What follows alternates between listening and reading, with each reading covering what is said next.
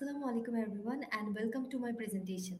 First of all, let me thank you for giving us the opportunity to participate here. My name is Sakya Kausar and I'm a student at East Delta University. I did the paper with my co-authors Mr. Rakibul Kabir, Mr. Hassan Shakil, external researcher Mr. Imtiaz Mustafiz from Sheffield Hallam University and my classmate Nusrat Jahan Lipi. So, our aim is to explore the current research of COVID 19 and waste management and identify the issues and challenges faced by the waste management industry. We systematically reviewed 85 studies published in 10 journals. Our title abstract keyword was Coronavirus Disease 2019 or COVID 19 or COVID or SARS CoV 2 and West. To collect relevant data, we performed a title abstract keyword search in Scopus database. Here we found 2,615 articles. After refining the search, including studies written only in English, 2,523 articles were left for consideration. Then we selected journal articles and found 2,437 articles. Next, we found 1,630 articles after choosing empirical article. Finally, we screened 85 articles for systematic analysis.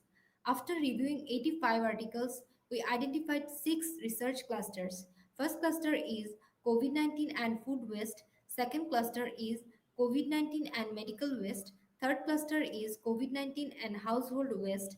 Fourth cluster is COVID 19 and plastic waste. Fifth cluster is COVID 19 and marine waste. And sixth cluster is COVID 19 and solid waste.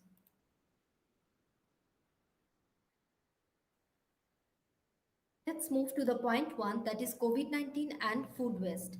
As you can see on the screen, we can say that due to COVID 19 food waste, greenhouse gas emission and hunger has increased. On the other hand, nutrition level, commercial activities and traffic has decreased. Now let's turn to the COVID 19 and medical waste. From this figure, we can say that due to COVID 19, use of face mask, use of PPE, and side effects of COVID 19 has increased. On the other hand, recycling waste, greenhouse gas, and solid waste production has decreased. And next, COVID 19 and household waste. From the table, it can be seen that due to COVID 19, household waste, purchase of disinfectant goods, food delivery, and plastic packaging has increased. On the other hand, canned foods, organic fraction, and recycling has decreased. Let's now take a look at COVID 19 and plastic waste. Based on the figure, we can say that due to COVID 19, plastic waste, risk of floods, air quality, and use of protective gear has increased. On the other hand, greenhouse gas emission, price of petrol, carbon emission, and water, land, and air transportation has decreased. Let's now go on to COVID 19 and marine waste. From this figure, we can say that due to COVID 19, marine waste, fish density, levels of dissolved oxygen, and phytoplankton has increased. Contrarily, people's movement, levels of microbial and turbidity has decreased. And the last, COVID 19 and solid waste. As you can see on the screen, we can say that due to COVID 19, food waste, plastic waste, medical waste, household waste has increased. On the other hand, employed people, spending capacity, recycling, and waste management has decreased.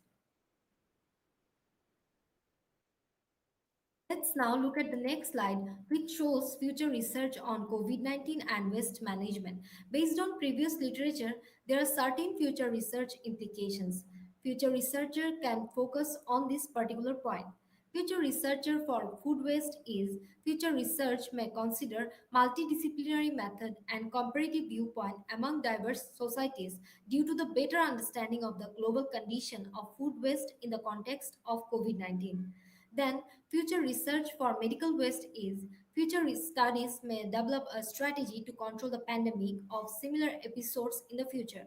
Furthermore, future studies also need to investigate the possibility of greater transmission rate of COVID 19 across the human bodies. And then, future research for household waste is future researchers should consider both stakeholders like producers, supermarkets, municipalities' viewpoints regarding household waste as these segments are experiencing difficulties during lockdowns.